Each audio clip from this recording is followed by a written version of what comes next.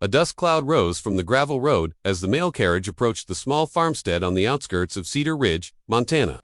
Samuel Whitmore stood on his weathered porch, his calloused hands gripping the wooden railing as his heart hammered against his ribs. After 3 months of exchanging letters with Margaret Rose Pemberton from Boston, she was finally arriving to become his bride. The correspondence had begun innocently enough when Samuel placed an advertisement in the Boston Herald seeking a wife. His farm was prosperous, his intentions honorable, but the isolation of frontier life had worn him down to the bone. Margaret's letters painted a picture of a refined woman, educated and graceful, standing 5 feet 4 inches with auburn hair and green eyes. She wrote of her desire to escape the suffocating society life of Boston and find purpose in the frontier. Samuel had described himself truthfully as well, or so he believed. At 5 feet 10 inches with broad shoulders earned from years of hard labor, he considered himself a decent catch for any woman willing to brave the wilderness. The carriage shuddered to a halt in front of his gate, and Samuel straightened his Sunday best shirt, running his fingers through his dark hair one final time.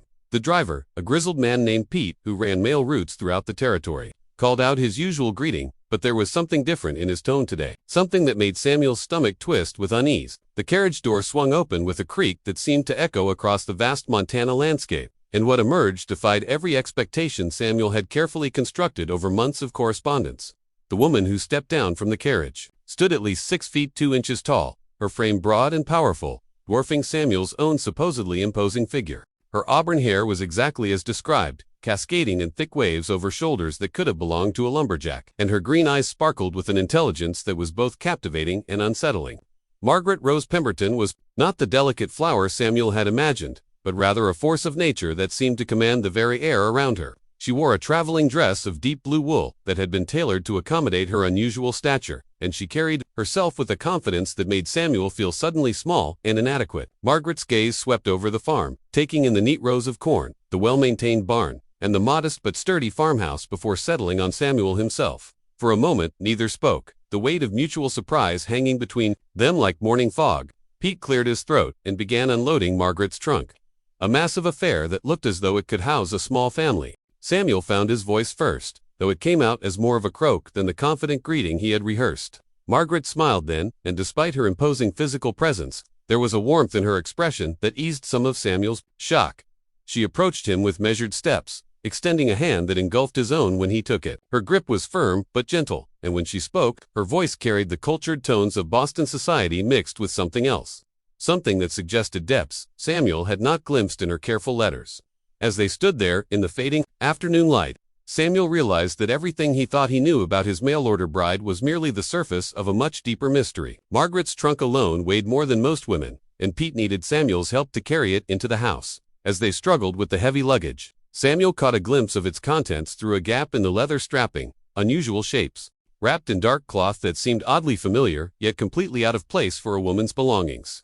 That evening, as they sat across from each other at Samuel's simple wooden table, Margaret proved to be an engaging conversationalist, but Samuel couldn't shake the feeling that she was carefully guiding their discussion away from certain topics. When he asked about her family in Boston, her answers were vague and deflected. When he inquired about her previous employment, she changed the subject to his farming techniques. Most disturbing of all, when Samuel mentioned the approaching winter and the isolation it would bring, Margaret's eyes lit up with an enthusiasm that seemed almost predatory. The next morning brought the first real indication that Margaret Rose Pemberton was harboring secrets far more significant than an unexpected physical stature. Samuel woke before dawn, as was his habit, and ventured outside to begin the daily chores. What he discovered in his barn nearly sent him running back to the house in terror. His prize bull, Goliath, a massive beast that had never shown fear of anything, was cowering in the far corner of his stall, trembling and refusing to eat. The other cattle were displaying similar behavior, huddled together and making low, distressed sounds that Samuel had never heard in 20 years of farming. Even more unsettling, Margaret's trunk had been moved from the house to the barn during the night, though Samuel was certain he had heard no sounds of movement. When he questioned Margaret about the trunk's relocation, she explained that she preferred to keep her more personal belongings in a secure location, but her explanation felt hollow and rehearsed. As the days passed, other strange incidents began to accumulate like storm clouds on the horizon. Samuel would find Margaret standing motionless in the fields at odd hours, staring toward the mountains with an intensity that made him uncomfortable. The local wildlife, usually abundant around his property, had virtually disappeared, as though the very presence of his new bride had driven them away. Most troubling of all, Margaret displayed knowledge and abilities that seemed impossible for a woman of her supposed background. She could predict weather patterns with uncanny accuracy, often warning Samuel of storms hours before any visible signs appeared. Her knowledge of farming techniques surpassed his own, gained through generations of family experience, and she could identify plants and animals with a precision that suggested formal scientific training. When Samuel finally worked up the courage to confront Margaret about these inconsistencies, her response was both disarming and deeply unsettling. She admitted that her letters had not revealed everything about her background, but she insisted that her feelings for him and her desire to build a life together were genuine. However, she also made it clear that there were aspects of her past that must remain private, at least for now. The way she said it, with a mixture of affection and warning, made Samuel realize that pushing for answers might have consequences. He was not prepared to face the first major revelation. Came 3 weeks after Margaret's arrival, during a violent thunderstorm that struck Cedar Ridge with unusual ferocity. Samuel had been battening down the farm against the wind when he witnessed something that challenged his understanding of reality itself. Margaret stood in the center of the storm, arms raised toward the sky, seemingly unaffected by the rain and lightning that raged around her. Her voice, carried impossibly clearly over the thunder, spoke words in a language Samuel did not recognize, and as she spoke, the storm began to calm. Within minutes, the winds died down, the rain softened to a gentle mist, and the lightning retreated to the distant mountains. When Margaret returned to the house, soaked but triumphant, she found Samuel waiting with questions that demanded answers. This time, she could not deflect or change the subject. Sitting by the firelight, Margaret began to reveal the truth about her identity, though she warned Samuel that knowledge often came with a price he might not be willing to pay. Margaret Rose Pemberton was indeed from Boston, but she was not the society woman seeking adventure that her letters had portrayed. She was, in fact, Dr. Margaret Pemberton, one of the most brilliant meteorologists in the country, whose research into weather manipulation had led her down paths that conventional science refused to follow. Her work had attracted the attention of powerful people who saw potential applications for her discoveries that went far beyond agricultural benefit. When Margaret refused to weaponize her research, she had been forced to flee Boston under cover of darkness, assuming a new identity and seeking refuge in the one place her pursuers would never think to look. The frontier territories of Montana. Her correspondence with Samuel had been genuine in its emotional content, but it was also a carefully constructed cover story designed to provide her with the protection of marriage and the isolation she needed to continue her work. The trunk that had so puzzled Samuel contained not women's belongings, but sophisticated meteorological instruments and research notes that represented years of groundbreaking scientific discovery. Margaret's unusual physical stature was the result of a childhood illness that had been treated with experimental methods, leaving her larger and stronger than typical women, but also gifted with an almost supernatural connection to natural phenomena. As Margaret's story unfolded, Samuel found himself caught between fascination and fear. The woman he had married was brilliant beyond his comprehension, but she was also being hunted by forces that would stop at nothing to claim her research.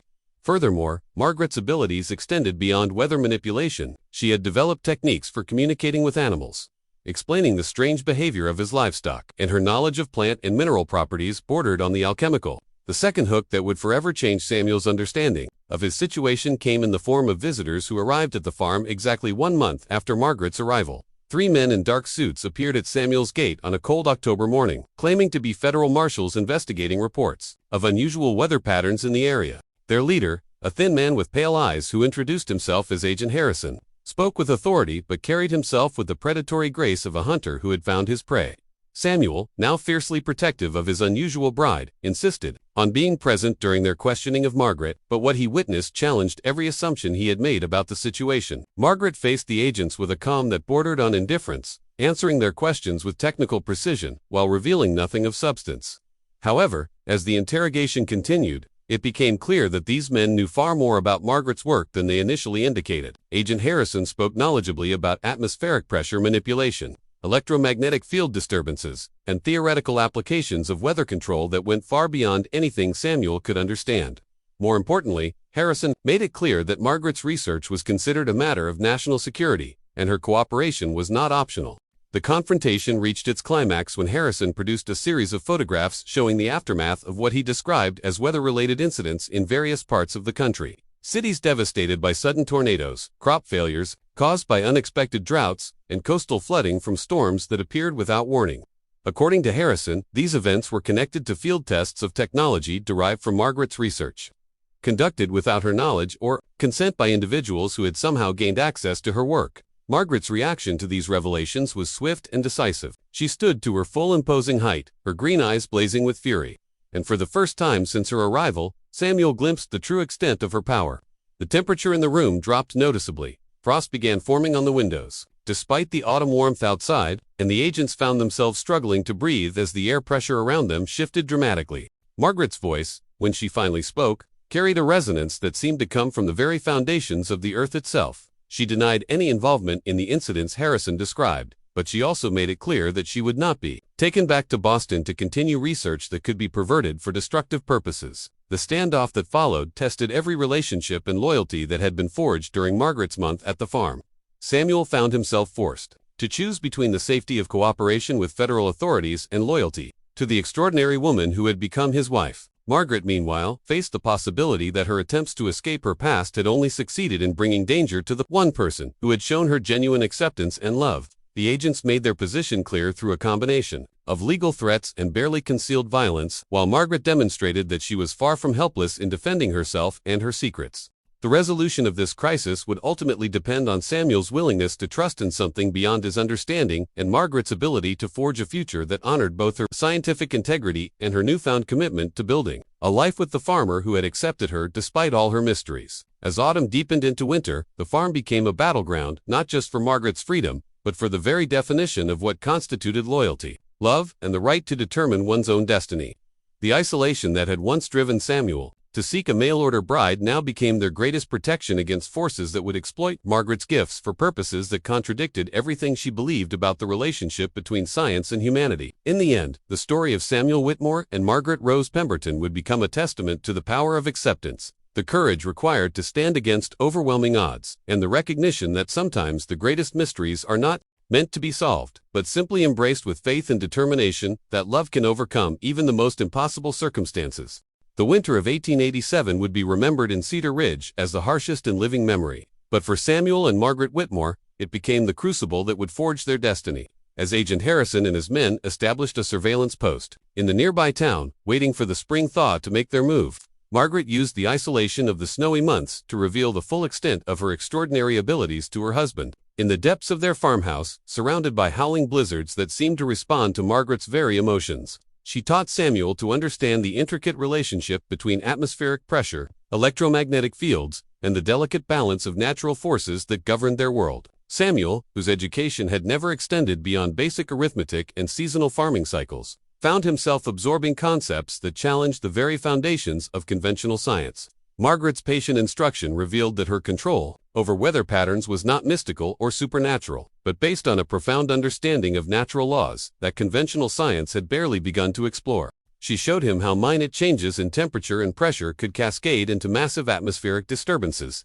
and how her unusual physical constitution allowed her to serve as a living conductor for forces that most people could never hope to manipulate. More importantly, Margaret shared with Samuel the moral philosophy that had driven her to flee Boston and refuse cooperation with those who would weaponize her research. She had witnessed firsthand the devastating potential of weather manipulation when used as a tool of war or oppression, and she was determined that her discoveries would serve only to help farmers like Samuel work in harmony with natural cycles, rather than dominate them through force.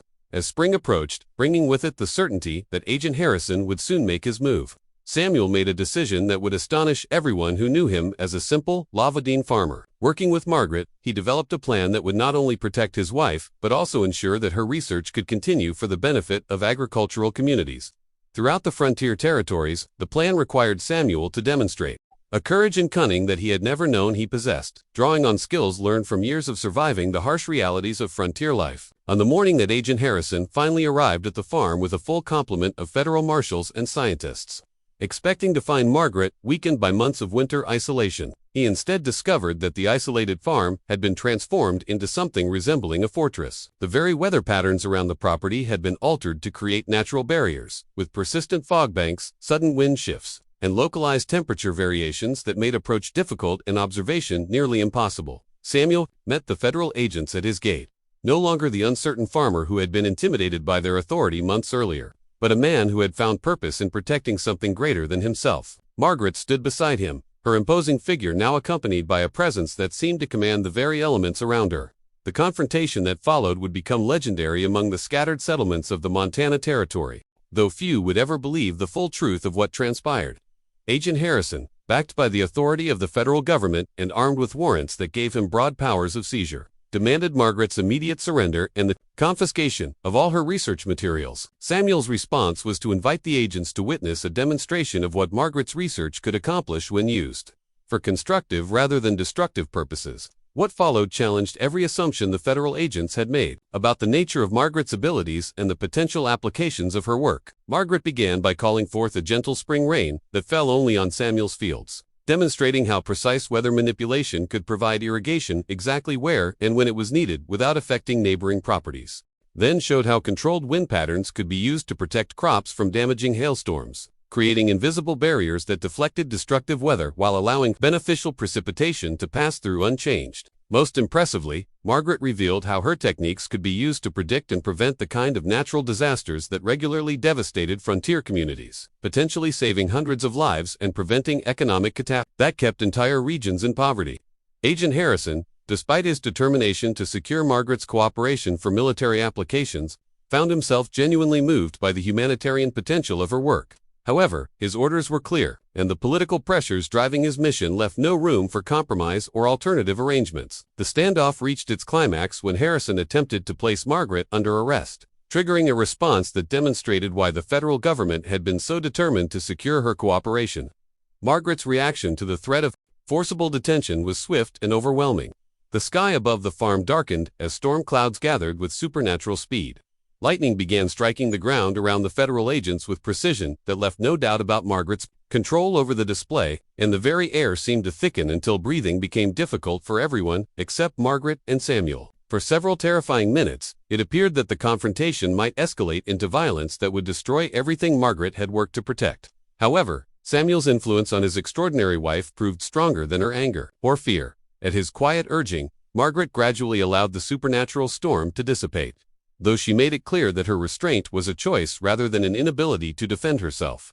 The resolution of the crisis came through a compromise that satisfied no one completely but allowed everyone to preserve what mattered most to them. Margaret agreed to share certain aspects of her research with government scientists, but only under conditions that ensured her work would be used exclusively for agricultural and disaster prevention purposes. She would remain at the farm in Montana, working independently but providing regular reports on her discoveries and their potential applications for peaceful purposes. Samuel, meanwhile, would serve as a liaison between Margaret and the agricultural communities of the frontier, helping to implement her weather modification techniques in ways that would benefit farmers and ranchers throughout the territory. Agent Harrison, recognizing that this compromise offered the government access to Margaret's knowledge without the political complications that would arise from her forced detention, agreed to the arrangement despite his personal reservations about leaving such power in private hands. The years that followed transformed both Samuel and Margaret in ways neither could have anticipated when she first stepped down from that mail carriage in Cedar Ridge. Samuel evolved from a simple farmer into something resembling a frontier scientist, helping to establish weather monitoring stations throughout Montana and teaching other farmers to recognize the atmospheric conditions that preceded Margaret's interventions. Margaret, meanwhile, found in Samuel not just a protector and companion, but a partner whose practical wisdom helped her understand how to apply her theoretical knowledge in ways that genuinely served human needs rather than abstract scientific principles. Their marriage, which had begun with mutual deception and hidden agendas, matured into a partnership based on complete honesty and shared purpose. Margaret never again concealed the extent of her abilities from Samuel, and he never questioned her right to use those abilities as her conscience dictated. Together, they created a life that honored both the scientific precision that drove Margaret's work and the agricultural wisdom that had sustained Samuel's family for generations. The farm itself became a center of innovation and learning, attracting visitors from across the country who came to witness the practical applications of controlled weather modification. Samuel and Margaret welcomed these visitors, sharing their knowledge freely while maintaining the security measures necessary to prevent the misuse of Margaret's discoveries. They trained a new generation of farmers who understood that working with natural forces was more effective than attempting to dominate them through brute force or chemical intervention. As the 19th century drew to a close, the story of Samuel and Margaret Whitmore had become a testament to the transformative power of acceptance, trust, and shared purpose. Their mail-order marriage, which had begun with mutual misconceptions and hidden truths, had evolved into something that transcended conventional understanding of both love and scientific collaboration. Margaret never returned to Boston, but her influence on meteorological science extended far beyond the frontier territories where she had found refuge. Samuel never became the simple farmer he had once imagined himself to be, but he discovered that his true calling lay in bridging the gap between scientific innovation and practical application. Together, they proved that the most extraordinary partnerships often arise from the most unexpected circumstances, and that the courage to embrace mystery and uncertainty can lead to discoveries that benefit not just the individuals involved, but entire communities and future generations. Their legacy would endure in the improved agricultural techniques that spread throughout the American West, in the weather prediction methods that saved countless lives from natural disasters, and in the proof that science and human compassion could work together to create a better world for everyone willing to look beyond conventional expectations and embrace the possibilities that lay hidden in the most unlikely partnerships.